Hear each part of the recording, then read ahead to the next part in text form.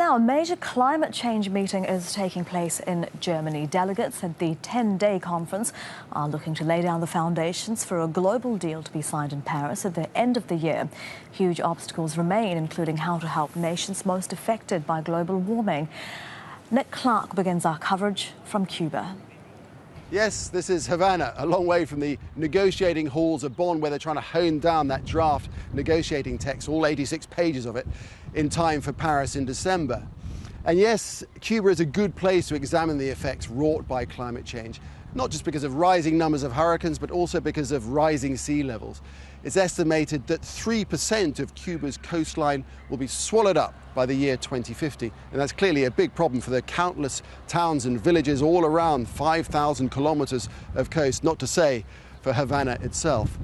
Now, you don't have to go far to see the effects of climate change in Cuba. I visited a beach about an hour away from here to speak to the marine biologist David Guggenheim. Take a look at this. I mean, here we are on a Saturday, typical day at the beach for Cubans. It's a very festive time, but looking through slightly different eyes, there's a lot of destruction going on, and it's a reminder about climate change. Now, when I was here about a year and a half ago, you couldn't even stand where I'm standing because this building was still partially intact, and now you can see that the sea has reclaimed much of this building, and many of these coastal areas are at great risk from sea level rise and all of the effects of climate change.